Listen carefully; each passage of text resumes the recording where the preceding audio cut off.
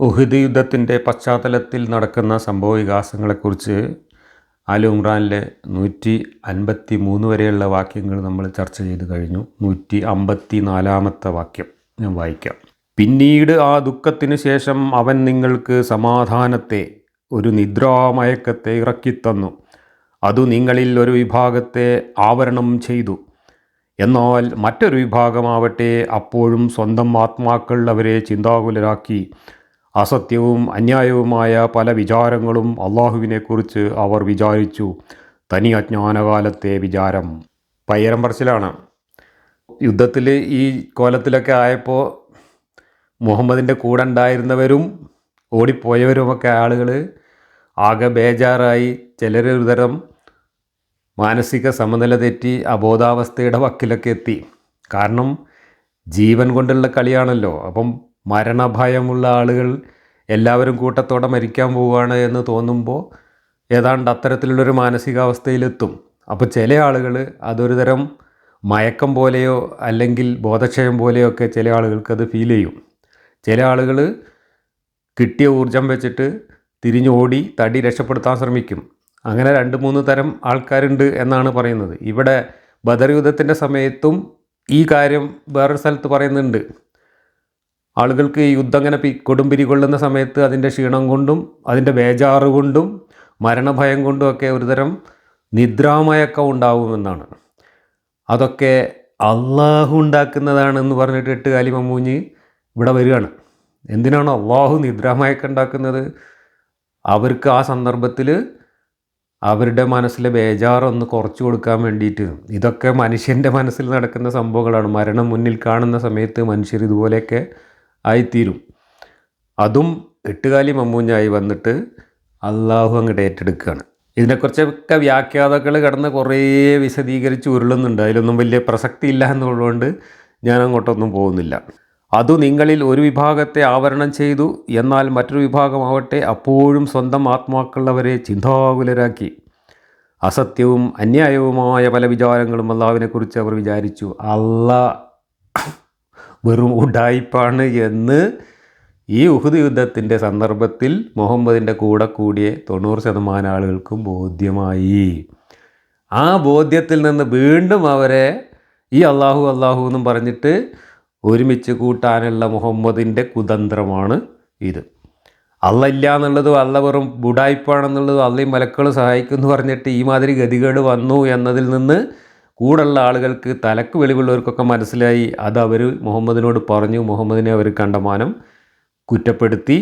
ആ സമയത്ത് അള്ളാഹുവിൻ്റെ കാര്യത്തിൽ സംശയമുണ്ടായി നിങ്ങൾക്ക് എന്നും പറഞ്ഞുകൊണ്ട് പിന്നെയും മുഹമ്മദ് അള്ളാഹുവായി വന്നിട്ട് അവരെ കുറ്റപ്പെടുത്തുകയാണ്. അസത്യവും അന്യായവുമായ പല വിചാരങ്ങളും അള്ളാഹുവിനെക്കുറിച്ച് അവർ വിചാരിച്ചു. തനി അജ്ഞാനകാലത്തെ വിചാരം. ഈ അജ്ഞാനകാലത്തെ, ജാഹിലിയ കാലത്തെ വിചാരവും ഈ വിചാരവും തമ്മിൽ എന്ത് വ്യത്യാസമുള്ളത്? അപ്പുറത്ത് ഹുബാലും ഉസയും ഒക്കെ ആയിട്ട് വന്ന അബൂ സുഫിയാനും കൂട്ടരും യുദ്ധം ജയിച്ച് പോകുമ്പോൾ അവരും അവരുടെ ദൈവത്തിൻ്റെ പോരിശയം പറഞ്ഞിട്ടാണ് പോകുന്നത്. അബൂ സുഫിയാൻ വിളിച്ചു പറഞ്ഞുകൊണ്ട് പോകുന്നത് അതാണ്. ഇപ്പുറത്ത് തോറ്റപ്പോൾ അള്ളാഹു വന്നിട്ട് ഞാൻ അങ്ങനെ ആക്കി, ഇങ്ങനെ ആക്കി, ഞാൻ തന്നെയാണ് നിങ്ങൾ അങ്ങനെ ആക്കിയത്, പരീക്ഷണമായിരുന്നു, മറ്റേതായിരുന്നു, മറിച്ചതായിരുന്നു, എനിക്ക് രക്തസാക്ഷികളെ വേണ്ടിയിട്ടാണ്, എന്തൊക്കെ മണ്ടത്തരങ്ങളാണ് പറഞ്ഞത്. ഈ മണ്ടത്തരങ്ങളൊക്കെ പറഞ്ഞിട്ട് പിന്നെ പറയുകയാണ് നിങ്ങൾക്ക് യുദ്ധം തോറ്റപ്പോൾ അള്ളാൻ്റെ കാര്യത്തിലും മലക്കള കാര്യത്തിലൊക്കെ വല്ലാണ്ട് സംശയം ഉണ്ടായിപ്പോയി. എന്നാൽ ചില ആൾക്കാർ അങ്ങനെയൊന്നും സംശയിച്ചിട്ടില്ല എന്നും പറഞ്ഞിട്ട് ഇതൊക്കെ ജാഹിലിയ കാലത്തെ മാതിരിയുള്ള വിചാരമാണ് നിങ്ങളെ മനസ്സിൽ വിചാരം ഉണ്ടായത് എന്ന്. ആ ജാഹിലിയ കാലത്തെ വിചാരത്തിനേക്കാൾ വലിയ ജാഹിലിയ വിചാരമാണ് ഈ പറയുന്നതെല്ലാം. ജാഹിലിയ കാലത്ത് ഇത്രയും വലിയ ജഹാലത്ത് ഉണ്ടായിരുന്നില്ല, ഇത്രയും വലിയ മണ്ടത്തരം ഉണ്ടായിരുന്നില്ല. അതിനേക്കാളും വലിയ മണ്ടത്തരാണ് ഈ അള്ളാഹുവിനെ കൊണ്ടുവന്ന മുഹമ്മദ് അവിടെ ഉണ്ടാക്കിയത്. ജാഹിലിയ കാലത്തെ ഈ ജാഹിലികൾ, മുശ്രിക്കുകൾ അള്ളയാണ് ചെയ്ത്താനുണ്ടാക്കിയത് എന്നുള്ള പോലെയുള്ള മണ്ടത്തരമൊന്നും പറഞ്ഞിട്ടില്ല. ആ മണ്ടത്തരാണിപ്പോൾ മുത്തസിലിയാക്കളൊക്കെ ആ കോലത്തിലാക്കിയതെന്ന് നേരത്തെ കഴിഞ്ഞ ക്ലാസ്സിൽ നമ്മൾ പറഞ്ഞു. ഇതുപോലെ പരസ്പര വിരുദ്ധമായിട്ടുള്ള മണ്ടത്തരങ്ങൾ ഒരൊറ്റ പടച്ചോൻ എന്നും പറഞ്ഞ് വന്നതുകൊണ്ടാണ് അപ്പടച്ചോനെ കൊണ്ട് തന്നെ ചെയ്ത്താനുണ്ടാക്കിക്കുകയും അപ്പടച്ചോൻ തന്നെ ചെയ്ത്താനായി മാറുകയും ചെയ്ത്താനും പടച്ചോൻ ഒന്നാണ് തുടങ്ങിയിട്ടുള്ള മണ്ടത്തരങ്ങൾ പറയുകയൊക്കെ ചെയ്യേണ്ടി വന്നത് ഈ തൗഹീദ് കൊണ്ടാണ്. അല്ലെങ്കിൽ മുത്തസിലിയാക്കൾ പറയുന്ന മാതിരി ചെയ്ത്താൻ വേറെയാണ് അള്ള വേറെയാണെന്ന് പറഞ്ഞിരുന്നെങ്കിൽ വലിയൊരു വൈരുദ്ധ്യം ഒഴിവായി കിട്ടുമായിരുന്നു. അതുപോലും പറയാൻ പറ്റാതിരുന്നത് എന്തുകൊണ്ടാണ്? എല്ലാം അള്ളാഹു എന്ന് പറഞ്ഞ ടൈമക്ക് ചാർത്തിയത് കൊണ്ടാണ് അത് വൈരുദ്ധ്യമായിട്ട് മാറിയത്.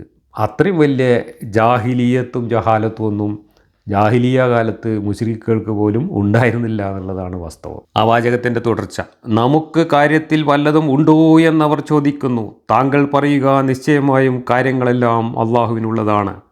താങ്കൾക്ക് വെളിപ്പെടുത്താത്ത ചില കാര്യങ്ങൾ തങ്ങളുടെ ഹൃദയങ്ങളിൽ അവർ മറച്ചു വയ്ക്കുന്നുണ്ട്.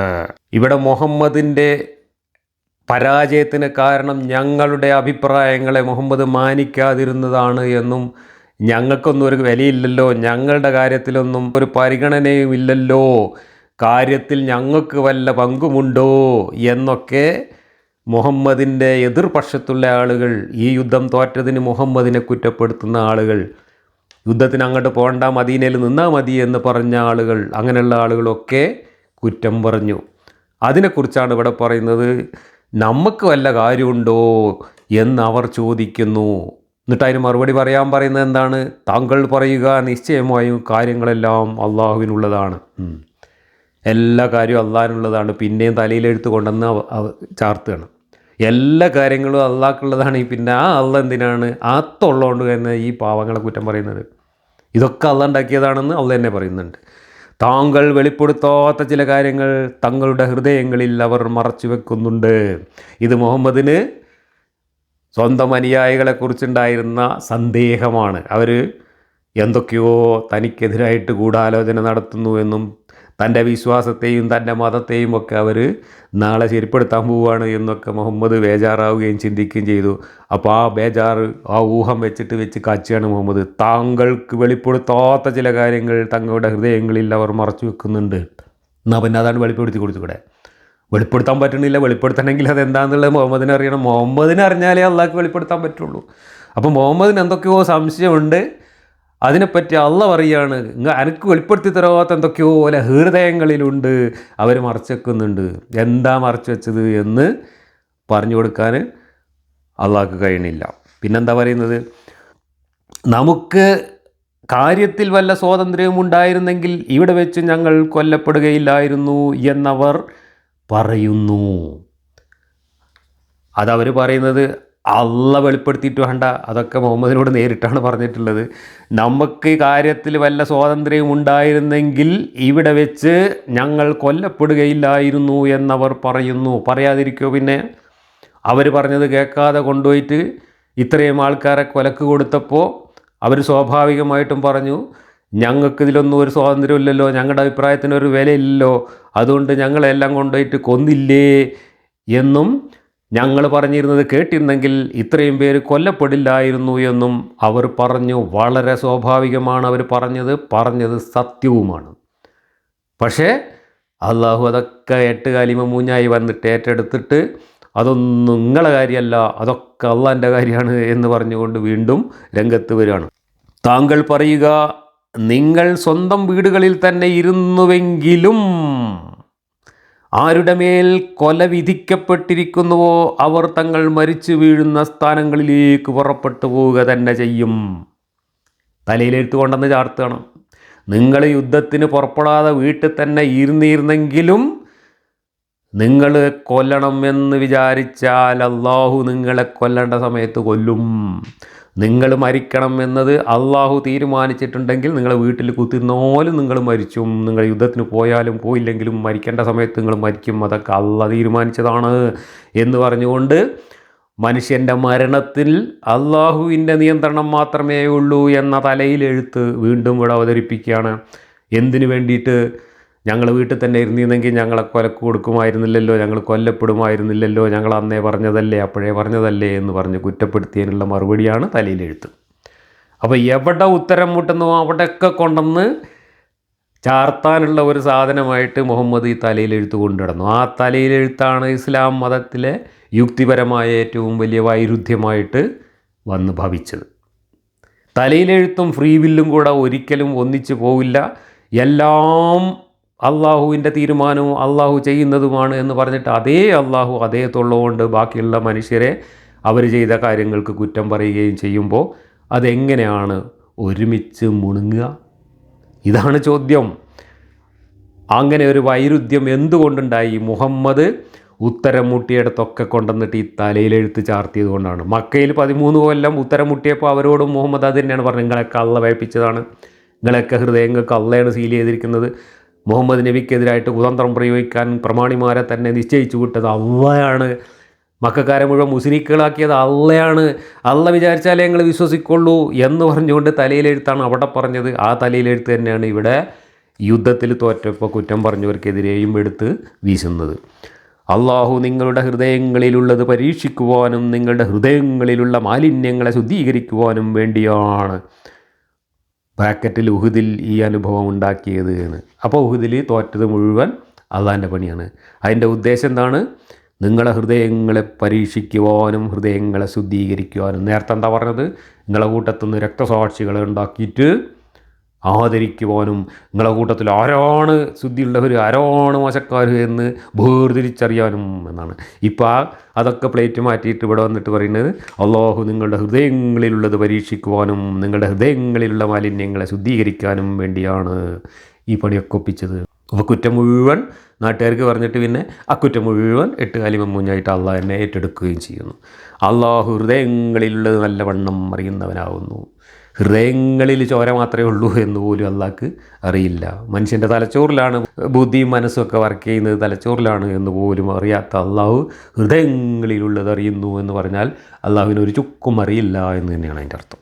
ഈ വായിച്ചതിൻ്റെ വിശദീകരണമായിട്ട് കൂറ്റനാട് എഴുതി വെച്ചത്, ഉഹുദിൽ യുദ്ധപര്യവസാനത്തിന് ശേഷം മുസ്ലിങ്ങൾ 2 വിഭാഗമായി തീർന്നു എന്ന് ഇവിടെ നിന്ന് മനസ്സിലാക്കാം. ഒരു വിഭാഗത്തെക്കുറിച്ച് പറഞ്ഞു കഴിഞ്ഞു. പശ്ചാത്താപ മനസ്ഥിതിയും കുറ്റബോധവും ഉണ്ടായ സാക്ഷാൽ വിശ്വാസികളാണവർ. അവർക്കാണ് അള്ളാഹു നിദ്രാമയക്കം നൽകിയത്. അസ്വസ്ഥ കലുഷവും പരിഭ്രമപൂർണവുമായിരുന്ന മനസ്സുകളെ സാന്ത്വനിപ്പിക്കാൻ ഈ മയക്കം വളരെ ഫലപ്രദമായി. രണ്ടാമത്തെ വിഭാഗത്തെക്കുറിച്ചാണ് പിന്നെ പറയുന്നത്. വിശ്വാസ ദൗർബല്യം ബാധിച്ചവരും മുനാഫിക്കുകളുമൊക്കെ ആയിരുന്നു അവർ. ആമൂലാഗ്രം ഭയാക്രാന്തരായി കഴിഞ്ഞിരുന്ന അവർക്ക് സ്വന്തം ശരീരത്തിൻ്റെ രക്ഷയല്ലാതെ മറ്റൊന്നും ചിന്തിക്കാനായില്ല.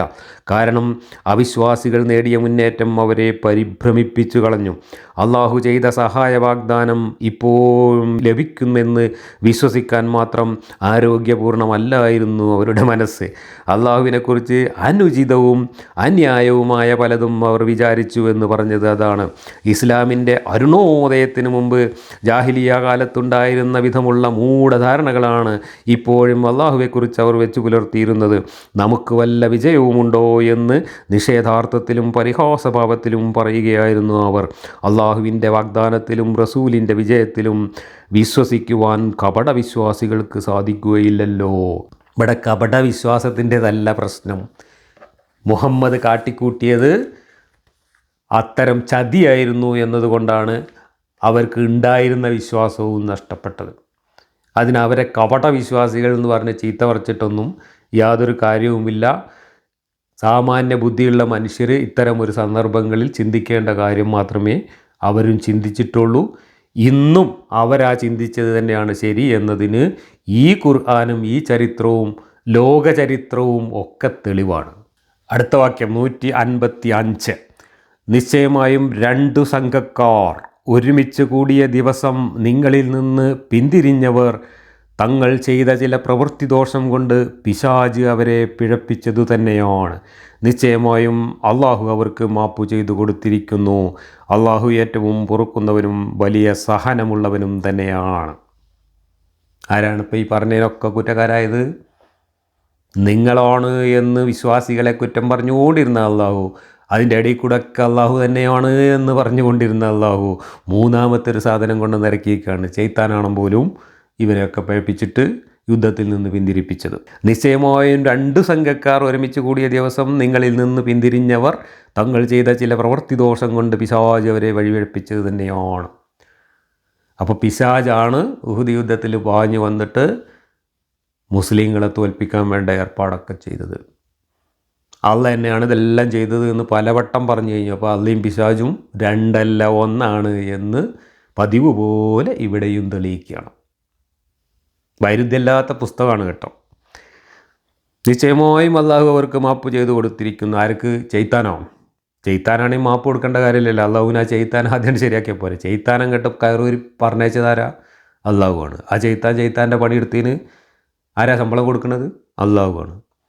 പിന്നെ അള്ളാഹു എന്തിനാണ് മാപ്പ് കൊടുക്കാൻ കുത്തിരിക്കുന്നത്? അള്ളാഹു ഏറ്റവും പൊറുക്കുന്നവനും വലിയ സഹനമുള്ളവനുമാണ്. അള്ളാഹു തലയ്ക്ക് യാതൊരു വെളിവില്ലാത്തവനാണ്, യാതൊരു നീതിബോധവും ഇല്ലാത്തവനാണ്, വെറും ക്രൂര വിനോദക്കാരനായ ഒരു മാനസിക രോഗിയാണ് എന്നാണ് ഈ കഥയിലൂടെ തെളിയിക്കപ്പെടുന്നത്. 2 തലയും കത്തിച്ചിട്ട് നടുവിൽ മിന്ന, ഒരു ഭാഗത്ത് ചെയ്ത്താനും ഒരു ഭാഗത്ത് അള്ളാഹ്, രണ്ടും ഒന്ന് തന്നെയാണെന്ന് പറഞ്ഞിട്ട് നടുവിൽ കിടന്ന് കളിക്കുക. ഇതാണ് ഖുർആനിലെ അള്ളാഹു, ഇതാണ് ഇസ്ലാമിലെ വിശ്വാസ സിദ്ധാന്തം. ഇനി ഈ വായിച്ച വാക്യത്തിൻ്റെ വ്യാഖ്യാനമായിട്ട് ഇമാം റാസിയിൽ എഴുതി വെച്ചിട്ടുള്ള 2-3 ചെറിയ ഖണ്ഡിക വായിക്കാം. ഖഫ്വാൽ പറഞ്ഞു, വിവിധ റിപ്പോർട്ടുകളിൽ നിന്ന് നമുക്ക് മനസ്സിലാവുന്നത് ഒരു വിഭാഗം മദീനയിലേക്ക് ഓടിപ്പോന്നുവെന്നും മറ്റൊരു വിഭാഗം മറ്റു ഭാഗങ്ങളിലേക്ക് ചിതറിപ്പോയി എന്നും അധിക പേരും ഉഹുദ് മലയുടെ സമീപം തന്നെ നിലയുറപ്പിച്ചു എന്നുമാണ്. പിന്തിരിഞ്ഞു പോയവരിൽ ഉമറുമുണ്ടായിരുന്നത്രേ. ഉമറുമുണ്ടായിരുന്നത്രേ. പക്ഷേ അദ്ദേഹം അത്ര ദൂരേക്ക് പോയില്ല, ഓടിപ്പോയവരുടെ മുന്നിലെത്തിയതുമില്ല. മറിച്ച് പർവ്വതത്തിലേക്ക് നബി കയറി വരുന്നത് വരെ അവിടെ കാത്തു നിൽക്കുകയായിരുന്നു.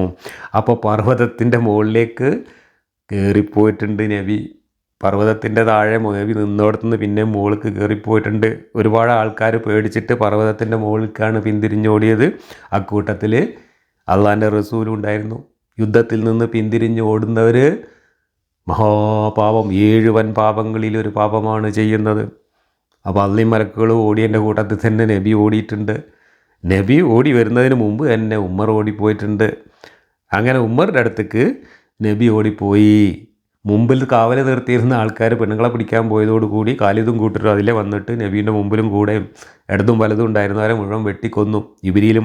ജിബ്രീലും മീക്കായിലും ഒപ്പം നിന്ന് വെട്ടിയിട്ടും അള്ളാൻ്റെ റസൂലിന് വെട്ടുകൊണ്ടു. ചുണ്ടുപോയി, പല്ലുപോയി എന്നൊക്കെ പറയുന്നുണ്ട്. അത് കഴിഞ്ഞ് നബി പിന്തിരിഞ്ഞ് മലയുടെ മുകളിലേക്ക് ഓടിയിട്ടുണ്ട്.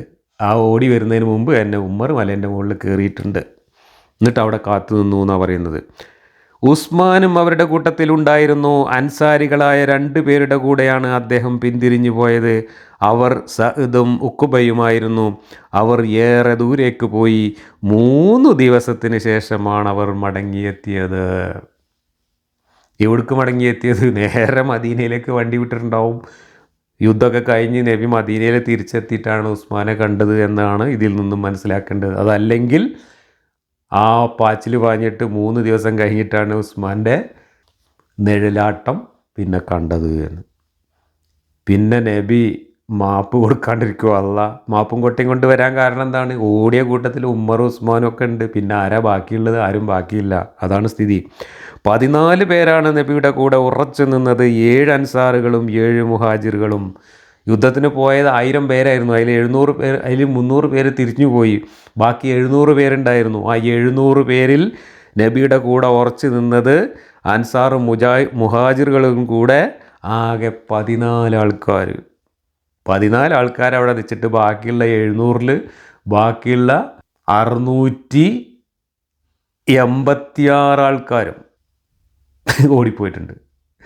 ആ ഓടിപ്പോയവർക്ക് പിന്നെ മാപ്പ് കൊടുത്തുകൊണ്ട് അള്ളാഹു പിന്നാലെ കൂടല്ലാതെ അവരെ പിന്നെ രണ്ടാമത് തട്ടിക്കൂട്ടാൻ വേറെ വഴിയൊന്നുമില്ല. അതുകൊണ്ടാണ് അള്ളാഹു മാപ്പും കൊട്ടയും പൊറുക്കൽ കൊട്ടയും കൊണ്ട് ഇവരെ പിന്നാലെ കൂടിയത് എന്നർത്ഥം. 156. വിശ്വാസികളെ, നിങ്ങൾ അവിശ്വസിച്ചവരെ പോലെ ആവരുത്.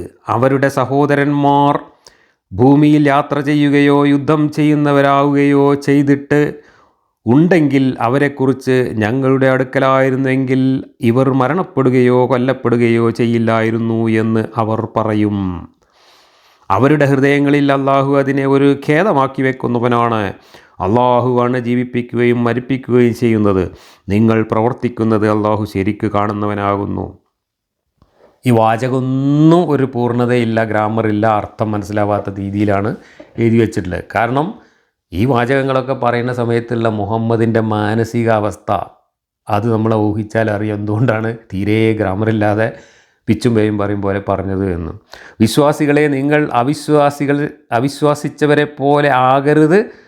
അവരുടെ സഹോദരന്മാർ, പിന്നെ ബ്രാക്കറ്റിൽ കച്ചവടത്തിനോ മറ്റോ ഭൂമിയിൽ യാത്ര ചെയ്യുകയോ യുദ്ധം ചെയ്യുന്നവരോ ആവുകയോ ചെയ്തിട്ട് ബ്രാക്കറ്റിൽ മരണപ്പെട്ടിട്ടുണ്ടെങ്കിൽ അവരെക്കുറിച്ച് ഞങ്ങളുടെ അടുക്കലായിരുന്നു എങ്കിൽ ഇവർ മരണപ്പെടുകയോ കൊല്ലപ്പെടുകയോ ചെയ്യില്ലായിരുന്നു എന്ന് അവർ പറയും.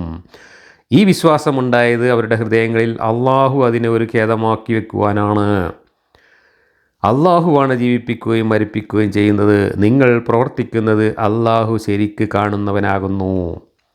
അപ്പോൾ എന്താ അതിൻ്റെ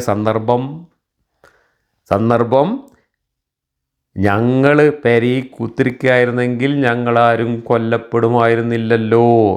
മദീനയിൽ തന്നെ നിന്നാൽ മതി എന്ന് ഞങ്ങൾ പറഞ്ഞത് കേട്ടിരുന്നെങ്കിൽ നമുക്ക് ഇത്രയും ആൾക്കാർ കൊല്ലപ്പെടില്ലായിരുന്നല്ലോ. വീട്ടിലിരുന്നാൽ മതിയായിരുന്നല്ലോ. ഇതിന് അള്ളി റസൂലും അള്ളി മലക്കുകളും എന്ന് പറഞ്ഞിട്ട് ഞങ്ങളെ ഈ ചതിക്ക് കൊണ്ടുപോയത് കൊണ്ടല്ലേ നമ്മൾ ഇത്രയും പേര് കൊല്ലപ്പെട്ടത് എന്നൊക്കെ ആ മനുഷ്യന്മാർ മുഹമ്മദിൻ്റെ മുമ്പിൽ പയ്യാരം പറഞ്ഞ് കരഞ്ഞു. പെണ്ണുങ്ങൾ വാവിട്ട് കരഞ്ഞു, മരിച്ചവരുടെ ആശ്രിതർ കരഞ്ഞു. എന്നിട്ട് അവർ പറഞ്ഞു പെരി കുത്തിരുന്നെങ്കിൽ ഈ ഗതികേടുണ്ടാവില്ലായിരുന്നല്ലോ, ഞങ്ങൾ പറഞ്ഞതനുസരിച്ച് മദീനയിൽ തന്നെ നിന്നിരുന്നെങ്കിൽ ഈ ഗതികേടുണ്ടാവില്ലായിരുന്നല്ലോ, എവിടെ പോയി അള്ളി മലക്കുകളും എന്നൊക്കെ ചോദിച്ചു കരഞ്ഞു. അതിന് പിന്നെയും തലയിലെഴുത്ത് കൊണ്ടുവന്നിട്ട് അവതരിപ്പിക്കുകയാണ്. വേറൊന്നും പറയാനില്ല. ഇതൊക്കെ തലയിലെഴുത്താണ്. ഈ പറയുന്നത് മുഴുവൻ തലയിലെഴുത്താണ്. മരുഭൂമിയിലൂടെ കച്ചവടത്തിന് പോയിട്ട് അപകടത്തിൽപ്പെട്ട് മരിച്ചവരെ പറ്റി പണ്ടുള്ളവർ പറഞ്ഞിരുന്നു, ഒരു പോയിട്ടില്ലായിരുന്നെങ്കിൽ മരിക്കൂലായിരുന്നല്ലോ എന്ന് പറഞ്ഞിരുന്നു. അങ്ങനെ പറഞ്ഞവരെ പോലെ ആകരുത് നിങ്ങൾ. ഞങ്ങളുടെ അടുക്കലായിരുന്നെങ്കിൽ അവർ മരണപ്പെടുകയോ കൊല്ലപ്പെടുകയോ ചെയ്യില്ലായിരുന്നു എന്നവർ പറയും. അവരുടെ ഹൃദയങ്ങളിൽ അള്ളാഹു അതിനൊരു ഖേദമാക്കി വെക്കുവാനാണ്. ഇതെന്താ പറഞ്ഞതിൻ്റെ അർത്ഥം? അള്ളാഹുവാണ് ജീവിപ്പിക്കുകയും മരിപ്പിക്കുകയും ചെയ്യുന്നത്. അതാണ് പ്രശ്നം. അപ്പോൾ ഒരാൾ എപ്പോൾ മരിക്കണം എന്ന് അള്ളയാണ് തീരുമാനിച്ചു വെച്ചിട്ടുള്ളത്. അള്ള നേരത്തെ എഴുതി വെച്ചതാണ്. അതുകൊണ്ട് നിങ്ങൾ പെരി കുതിർന്നാലും മരിച്ചും, യുദ്ധത്തിന് പോയാലും മരിച്ചും, പോയില്ലെങ്കിലും മരിച്ചും, എവിടെ ഒളിച്ചുർത്താലും മരിക്കും. അള്ള മരിക്കാൻ തീരുമാനിച്ച സമയത്ത് മരിക്കുക തന്നെ ചെയ്യും എന്ന തലയിലെഴുത്താണ് ഇവിടെ പറയുന്നത്. ഇതൊക്കെ ഒരു വിശ്വാസമായിട്ട് ഏറ്റെടുക്കുകയാണെങ്കിൽ നിങ്ങളുടെ ജീവിതത്തിൽ ഓരോ വിശ്വാസികളും അവരുടെ ജീവിതത്തിൽ എന്തുമാത്രം കാപഢ്യമാണ് പ്രവർത്തിക്കുന്നത് എന്ന് ആലോചിച്ച് നോക്ക്. ഒരു റോഡ് മുറിച്ച് കിടക്കുമ്പോൾ നിങ്ങൾ വണ്ടി വരുന്നുണ്ടോ എന്ന് നോക്കുമോ? ഈ വിശ്വാസം അനുസരിച്ചാണെങ്കിൽ അള്ളാഹ് മരിപ്പിക്കാൻ വിചാരിച്ചപ്പോൾ മരിച്ചു എന്ന് വിചാരിച്ചിട്ട് കണ്ണും ചിമ്പിയാണ്ട് റോഡ് ക്രോസ് ചെയ്താൽ പോരെ? അപ്പോൾ വണ്ടി വരുന്നുണ്ടോ എന്ന് നോക്കുന്നത് എന്തുകൊണ്ടാണ്? അള്ളാഹിൻ്റെ വിധിയിൽ വേണ്ടത്ര വിശ്വാസം ഇല്ലാത്തതുകൊണ്ടാണ്. സൂക്കേട് വന്നാൽ നിങ്ങൾ ആസ്പത്രിക്ക് വേണ്ടുന്നത് എന്തുകൊണ്ടാണ്? മരിക്കേണ്ടത് എപ്പോഴാണ് എന്ന് അള്ള തീരുമാനിച്ചതാണ്. സൂക്കേട് എപ്പോൾ ഉണ്ടാവണം, എപ്പോൾ മാറണം എന്നൊക്കെ അള്ള തീരുമാനിച്ചതാണ് എന്നും പറഞ്ഞ് പെരിയിൽ കുത്തിരുന്നാൽ പോരെ? എന്തിനാണ് നിങ്ങൾ ആസ്പത്രിക്ക് മണ്ടുന്നത്? അപ്പോൾ നിങ്ങൾ ചെയ്യുന്നത് കാപഢ്യമല്ലേ? മരണത്തെ ഭയപ്പെട്ടുകൊണ്ട് നമ്മൾ ആയുസ് നീട്ടിക്കിട്ടാൻ വേണ്ടി നമ്മൾ ചെയ്യുന്ന എല്ലാ കാര്യങ്ങളും, എല്ലാ സുരക്ഷിതത്വ മാർഗങ്ങളും അള്ളാഹുവിൻ്റെ വിധിക്കെതിരാണ്. സ്കൂട്ടറിൽ പോകുമ്പോൾ ഹെൽമെറ്റ് വെക്കുന്നത് അള്ളാൻ്റെ വിധിക്കെതിരാണ്. ഹെൽമെറ്റ് ഇല്ലെങ്കിലും അള്ള കൊല്ലണമെന്ന് വിചാരിച്ചാൽ കൊല്ലൂലേ? പിന്നെന്തിനാ നിങ്ങൾ ഹെൽമെറ്റ് വെക്കുന്നത്? ഈ ചോദ്യം ജീവിതത്തിൽ എല്ലായിടത്തും അപ്ലൈ ചെയ്യാൻ പറ്റും. അവിടെയൊക്കെ ഈ തലയിലെഴുത്ത് കൊണ്ടെന്ന് വെച്ചാൽ പിന്നെ മനുഷ്യൻ്റെ ജീവിതത്തിന് എന്ത് അർത്ഥമാണുള്ളത്? മനുഷ്യൻ്റെ യുക്തിക്ക് എന്ത് അർത്ഥമാണുള്ളത്? മനുഷ്യൻ്റെ ശ്രദ്ധയ്ക്ക് എന്ത് അർത്ഥമാണുള്ളത്? മനുഷ്യൻ്റെ പ്രവൃത്തികൾക്ക് എന്ത് അർത്ഥമാണുള്ളത്? ഇതൊക്കെ അള്ള തീരുമാനിച്ചതാണ് എന്ന തലയിലെഴുത്താണ് ഇവിടെ കൊണ്ടുവന്ന് അപ്ലൈ ചെയ്യുന്നത്. മുഹമ്മദ് എവിടെയൊക്കെ തൻ്റെ ആശയങ്ങൾ മുട്ടുകുത്തിയിട്ടുണ്ടോ, പരാജയപ്പെട്ടിട്ടുണ്ടോ, അവിടെയെല്ലാം ഒരു ഒഴിവ് കഴിവ് പറയുക എന്നതിൻ്റെ മാർഗമായിട്ട് അവലംബിച്ചത് ഈ തലയിലെഴുത്താണ്. എത്ര സ്ഥലത്താണ് ഈ ഖുർആനിൽ ഈ തലയിലെഴുത്ത് ആവർത്തിച്ചിട്ടുള്ളത്? ഈ പറഞ്ഞതൊക്കെ നിങ്ങൾ മറുപക്ഷത്തൊന്ന് അപ്ലൈ ചെയ്ത് നോക്കൂ. ഇപ്പോൾ ഈ യുദ്ധത്തിൽ ജയിച്ചു പോകുന്ന മക്കക്കാരെ സംബന്ധിച്ചിടത്തോളം അവരുടെ ദൈവത്തിനും ഈ അവകാശവാദങ്ങളൊക്കെ ഉന്നയിച്ചൂടെ? ഇനി ഇതെല്ലാം അള്ളയാണ് നിയന്ത്രിക്കുന്നതെങ്കിൽ ആ മക്കക്കാരെ ജയിച്ചു പോയതിനും അള്ളയാണ് കാരണക്കാരെങ്കിൽ എല്ലാ കാര്യങ്ങൾക്കും അള്ളാഹു അല്ലേ ഉത്തരവാദി? പിന്നെ മനുഷ്യൻ എന്തിനാണ് ഈ കുറ്റം പറയുന്നത്? പിന്നെ മനുഷ്യൻ എന്ത് ഫ്രീ വില്ലാണുള്ളത്? ഈ വാക്യത്തെക്കുറിച്ച് ഇമാം റാസി എഴുതിയ ഒരു ഖണ്ഡിക വായിക്കാം. മനുഷ്യൻ ജിഹാദിലായാൽ അവൻ്റെ ഹൃദയം ഇഹലോകത്തെ വിസ്മരിക്കുകയും പാരത്രികത്തിലേക്ക് തിരിയുകയും ചെയ്യുന്നു. ജിഹാദിന് പോയാൽ പിന്നെ ഇഹലോകത്തെക്കുറിച്ച് ചിന്തിക്കാനേ പാടില്ല. നേരെ മരിച്ച് സ്വർഗത്ത് പോണതിനെപ്പറ്റി ചിന്തിച്ചാൽ മതി. മരിച്ചാൽ അവൻ ശത്രുവിൽ നിന്ന് മുക്തനായി തൻ്റെ പ്രിയനുമായി ചേരുന്നു. മരിച്ചാൽ ശത്രുവിൽ നിന്ന് മുക്തി നേടി പ്രിയപ്പെട്ട അള്ളാഹുവിൽ ചെന്ന് ചേരുകയും ചെയ്യുന്നു. അപ്പം മരിക്കുന്നതാണ് ലാഭം. മരണം ഭയന്ന് വീട്ടിലിരുന്നാൽ തൻ്റെ പ്രിയനിൽ നിന്നവർ മറക്കപ്പെടുകയാണ് ചെയ്യുന്നത്. മരിക്കാൻ പേടിച്ചിട്ട് പെരയിൽ കുത്തിരുന്നാൽ അള്ളാഹ്ക്ക് ഇഷ്ടമില്ലാതാവുകയാണ് ചെയ്യുന്നത്. പിന്നെ പരലോകത്ത് ചെല്ലുമ്പോൾ അള്ളാഹിൻ്റെ കയ്യിൽ നിന്ന് അതിനനുസരിച്ച് കിട്ടും. മരണം ഭയന്ന് വീട്ടിലിരുന്നാൽ തൻ്റെ പ്രിയനിൽ നിന്ന് അവൻ മറയ്ക്കപ്പെടുകയാണ് ചെയ്യുന്നത്. മരിച്ചാൽ അവനെ അപരിചിത ഭവനത്തിലാണ് എത്തിക്കുക. ആദ്യത്തേത് സൗഭാഗ്യപൂർണവും രണ്ടാമത്തേത് ദൗർഭാഗ്യപൂർണവുമാണ് എന്ന കാര്യത്തിൽ സംശയമില്ല. അപ്പം മരണം പേടിച്ച് വീട്ടിലിരുന്നാൽ അവന് പരലോകത്ത് ദൗർഭാഗ്യം മാത്രമായിരിക്കും. അവനെ അള്ളാഹു തിരിഞ്ഞു നോക്കില്ല, അള്ളാഹു അവനെ പിടിച്ച് നരകത്തിലായിരിക്കില്ല. നേരെ മറിച്ച് മരിക്കാൻ തയ്യാറായിക്കൊണ്ട് മരണം ആഗ്രഹിച്ചുകൊണ്ട് ജിഹാദിന് പുറപ്പെട്ടാൽ അള്ളാഹുവിന് ഏറെ പ്രിയപ്പെട്ടവനാകും. നിങ്ങൾ ഇഹത്തിൽ വാരിക്കൂട്ടുന്ന സ്വത്തിനേക്കാൾ ഉത്തമം അള്ളാഹുവിൽ നിന്നുള്ള പാപവിടുതിയാണ്. ഇഹലോകത്തെ ജീവിതവും ഇഹലോകത്തെ ഗനീമത്തും സ്വത്തും അതിനേക്കാളൊക്കെ ഏറ്റവും മുന്തിയത് പാപത്തിൽ നിന്ന് വിടുതി നേടാൻ പറ്റുന്ന രീതിയിൽ അള്ളാഹുവിന് വേണ്ടി യുദ്ധം ചെയ്തും മരിക്കലാണ്. പണം തേടുന്നവന് അത് ഇന്നോ നാളെയോ നിഷ്പ്രയോജനകരമാവും. അള്ളാഹുവിനോട് മഗ്ഫിറത്തും മർഹമത്തും തേടുന്നവന് അത് എന്നെന്നും പ്രയോജനപ്പെടും. ഇസ്ലാം ജീവിതത്തിൻ്റെ ദർശനമല്ല, മരണത്തിൻ്റെ ദർശനമാണ് എന്ന് നമ്മൾ ആവർത്തിച്ച് പറയുന്നത് ഇതുകൊണ്ടാണ്. മനുഷ്യനെ മരിക്കാൻ പ്രേരിപ്പിക്കുക, കൊല്ലാൻ പ്രേരിപ്പിക്കുക, അള്ളാഹുവിങ്കൽ എത്തിച്ചേരാനും സ്വർഗം കിട്ടാനും അള്ളാഹുവിൻ്റെ പ്രിയപുത്രനാവാനുമുള്ള ഏറ്റവും വലിയ എളുപ്പവഴി മറ്റുള്ളവരെ കൊല്ലാൻ പുറപ്പെട്ടിട്ട് സ്വയം ചാവുന്നതാണ് എന്ന ആശയമാണ് ഈ മതം പഠിപ്പിക്കുന്നത്. ഇതുതന്നെയാണ് ലോകത്തെല്ലായിടത്തും ഈ മതത്തിൻ്റെ തീവ്രഭ്രാന്ത് ബാധിച്ച മനുഷ്യർ ഭീതി പരത്തിക്കൊണ്ട് മനുഷ്യരെ കൊല്ലുന്നതിൻ്റെ മനഃശാസ്ത്രവും ഇതുതന്നെയാണ്. മനഃശാസ്ത്രമല്ല, വിശ്വാസശാസ്ത്രം. 157 നിങ്ങൾ അള്ളാഹുവിൻ്റെ മാർഗത്തിൽ കൊല്ലപ്പെടുകയോ മറ്റു വിധത്തിൽ മരണപ്പെടുകയോ ചെയ്തെങ്കിൽ അള്ളാഹുവിങ്കൽ നിന്നുള്ള പാപമോചനവും കാരുണ്യവും അവർ ശേഖരിച്ചു വെക്കുന്ന സുഖസൗകര്യങ്ങളെക്കാൾ ഉത്തമം തന്നെയാകുന്നു. വീണ്ടും മരണത്തിൻ്റെ ദർശനം അവതരിപ്പിക്കുകയാണ്. മരണത്തിൻ്റെ പോരിശ പറയുകയാണ്. മരിക്കാൻ ഭയപ്പെടുന്നവരെ ഭയപ്പെടുത്തുകയാണ് നരകം പറഞ്ഞുകൊണ്ട്. മരിക്കാൻ പ്രേരിപ്പിക്കുകയാണ് സ്വർഗം പറഞ്ഞുകൊണ്ട്. നിങ്ങൾ അള്ളാഹുവിൻ്റെ മാർഗത്തിൽ കൊല്ലപ്പെടുകയോ മരണപ്പെടുകയോ ചെയ്തെങ്കിൽ അള്ളാഹുവിൽ നിന്നുള്ള പാപമോചനവും കാരുണ്യവും സത്യനിഷേധികൾ ശേഖരിച്ചു വെക്കുന്ന സുഖസൗകര്യങ്ങളെക്കാൾ ഉത്തമം തന്നെയാകുന്നു. ഭൗതിക ജീവിതത്തിലെ സുഖസൗകര്യങ്ങളെക്കാളും സ്വത്തിനേക്കാളും ജീവന് വേണ്ടി വീട്ടിൽ ഒളിച്ചിരിക്കുന്നതിനേക്കാളും ഒക്കെ നിങ്ങൾക്ക് ഏറ്റവും പ്രയോജനം ചെയ്യുക അള്ളാഹുവിന് വേണ്ടി ചാവാൻ പോയാലാണ് എന്ന്. ഇതൊക്കെ ഒരു തോറ്റ യുദ്ധത്തിൻ്റെ പശ്ചാത്തലത്തിൽ വീണ്ടും അവരെ അക്രമോത്സുകരായി പുനരുജ്ജീവിപ്പിക്കാൻ വേണ്ടി നടത്തുന്ന ജൽപ്പനങ്ങളാണ്. ഇതൊക്കെ യുദ്ധം കഴിഞ്ഞ് ഉടനെ പറഞ്ഞതാണോ പിന്നീട് കുറേ കാലം കഴിഞ്ഞിട്ട് പറഞ്ഞതാണോ എന്നൊന്നും വ്യക്തമല്ല. 158 നിങ്ങൾ മരണപ്പെടുകയോ അള്ളാഹുവിൻ്റെ മാർഗത്തിൽ വധിക്കപ്പെടുകയോ ചെയ്താൽ അള്ളാഹുവിങ്കലേക്ക് തന്നെയാണ് നിങ്ങൾ ഒരുമിച്ച് കൂട്ടപ്പെടുന്നത്.